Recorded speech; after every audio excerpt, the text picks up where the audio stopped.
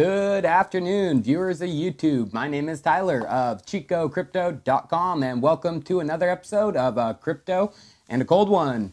Today's featured guest is from Kona Brewing Company. I actually used to live in Kona, so this is a beer I hold close to my heart. I've never tried their Cocoa Brown. A little tidbit about the Big Island, Kona. There's these things called mini huni, and they're like little Hawaiian leprechauns that cause all the mischievousness on the island. So if anything goes missing, they blame it on the mini huni. My mini huni right here, Cheech and Chong. So let's give this Cocoa Brown a try. I've always liked all of other Kona's Brewing's beers. Ugh. That tastes like coffee, ew. So, Neo. It's hard for me to explain my passion I have for this project. Not only has it given me the financial freedom that I've longed for, but the fundamentals and vision of not only the technology behind it, but the Neo ecosystem as a whole is unlike any other in the entire cryptocurrency sphere. If you've been involved in crypto as long as I have, the community that grows as a side effect of the crypto is what sets itself up for future success. So, the city of Zion is spearheading development and education in the West, and NEL has taken to the East. What's beautiful is these two teams even work together to come up with solutions.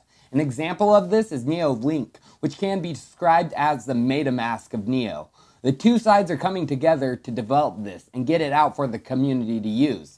As of right now, it's only available on the testnet, but with collaboration on both sides, I believe they will have it ready very, very soon.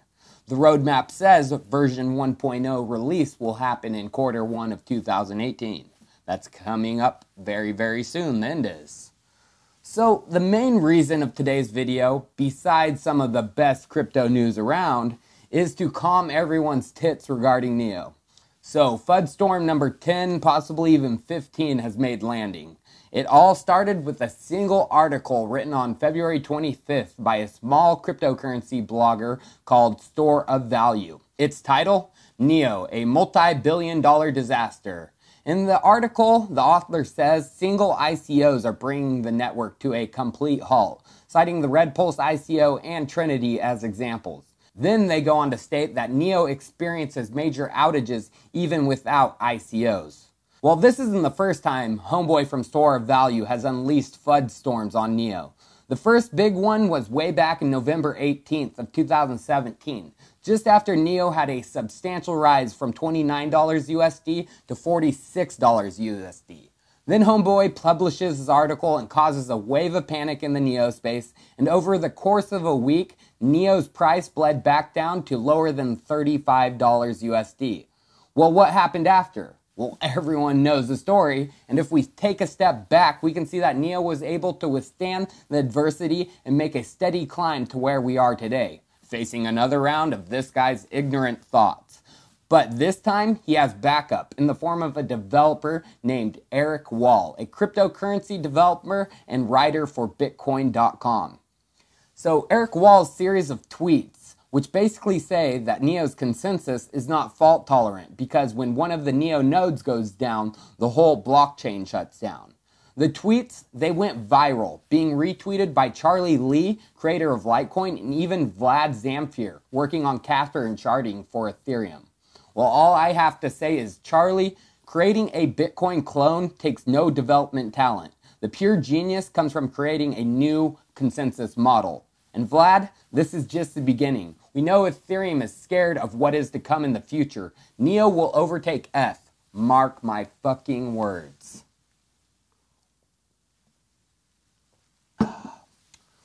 Well, the smackdown was left by Fabio of the city of Zion. He directly responded to Eric's series of tweets with a video of a Neo testnet and one node completely shutting down. Let's watch and see what happens. In this video, I'm going to show what happens when you kill one of 4 consensus nodes of a Neo private network.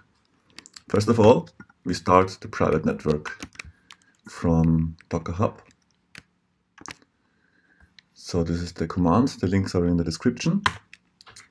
and the Docker container is running. Now we open a bash and we take a look what's going on inside. Let's clear the old screens.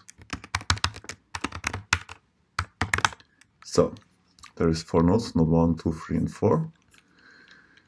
Now let's just kill a random node. Let's say node 1. So there's only 3 nodes running. And now let's attach to node 2 and see what's happening. So it's creating new blocks. Everything is running as expected. Okay, let's wait a few more seconds for the next block. The next block is incoming. Alright, so I quit this and let's restart. Now I just clean all the Docker containers and let's start another private network. Bam, open a bash. So let's find the actual primary node. So the first one is a backup, second one is the primary, third one is backup, fourth one is backup. So let's see if this actually stays a primary node. It changes to rows backup. Let's see if the third one is now. Fourth one is primary. Let's just kill the fourth node.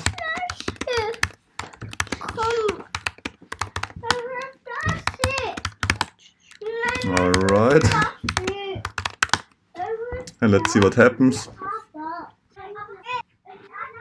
Node 1 switches to primary and with a new block, and it's back in mode backup. Alright, so that's pretty much it. Of course, the network keeps producing blocks because the issue isn't with Neo's consensus. Fabio tweets that Eric needs to go back and get his masters. Can you say spicy, guys? Well, what is the issue then? The block store of value isn't completely wrong. Neo's blockchain has had block delays, as evidenced by the Red Pulse ICO, where for a time it took 4 minutes to generate a new block. And even worse during the Trinity ICO, it took 25 minutes for the network to create a block. So today, the beloved Eric Zhang responded on Twitter saying that there is a connection problem in Neo's P2P protocol, which causes temporary communication pauses after long runs of the consensus node. This automatically recovers after an amount of time. It has been released and tested on the testnet and will deploy on the Neo mainnet this week. What people don't understand is this happens in crypto all the time. Literally just last month, researchers detailed a plan to carry out an eclipse attack on the Ethereum network. This is a network level attack where an attacker essentially takes control of the network, obscuring a node's view of the blockchain. And guess what? A patch was released only 15 days ago for Ethereum. This isn't the first time vulnerabilities and upgrades have come to Ether either. The project is a work in progress, just like Neo. Where was the FUD article titled Ethereum, the multi-billion-dollar disaster? I just feel plain out sorry for the people who succumbed to the FUD. Because just a moment ago, a picture of the City of Zion testnet was released, showing a stress test. And guess what? The Neo testnet blockchain was capable of handling 5,000 transactions per second. There isn't a blockchain out there capable of processing this, and I can guarantee this FUD storm has lit a fire under Hongfei, Zhang's, the City of Zion, and Neo, and the Neo blockchain development will be in full force. As a longtime Neo holder, I have seen FUD storm after FUD storm, and I say this with confidence. We will never get to see Neo prices like this again. The final thing I want to get into is the decentralization of Neo, since that has been such a hot topic lately. Neo is highly centralized at this time, with only 7 consensus nodes controlled by the Council and City of Zion. Decentralization is in the works though, with KPN and Febuary Capital deploying their own consensus nodes. Will Neo ever be as decentralized as a pure distributed proof-of-stake system? No, because it was never designed to be. Neo was designed for the smart economy and uses a DBFT consensus for number 1, much higher on-chain transactions per second, Number 2, higher off-chain scalability. And number 3, governance by trusted nodes. To become a consensus node, you need to go through a rigorous identification process, including providing identification that can hold the owners legally liable. Each node also requires 2 managing legal entities that are responsible for the node's maintenance and patching. This brings Neo way closer to existing businesses and enterprises. You have identified and trusted nodes, high transactions per second, and an unforkable blockchain. This is what businesses like and will gravitate towards. Of course, it will never be truly 100% decentralized. You could even argue that once Neo reaches 22 nodes, it will be more decentralized than both Bitcoin and Ethereum. In Bitcoin, the top 4 mining pools control over 50% of the hash rate. And it's even worse with Ethereum, with just 3 mining pools controlling over 50% of the hash rate. So, the strong hands have and will continue to hold through this FUD storm. Literally, you will have to pry my Neo from my cold, dead hands if you want to get them from me. I've been through this blogger's fucking FUD before, and I've even been through worse, such as a China ban. Now that was a real shitstorm. And I can guarantee you, this won't be the last time we are faced with it. But that's why Neo holders are some of the most resilient in the industry, and I'm proud to be part of this community. Remember, this will only be a blip on the radar come when Neo is the #1 blockchain in 2020.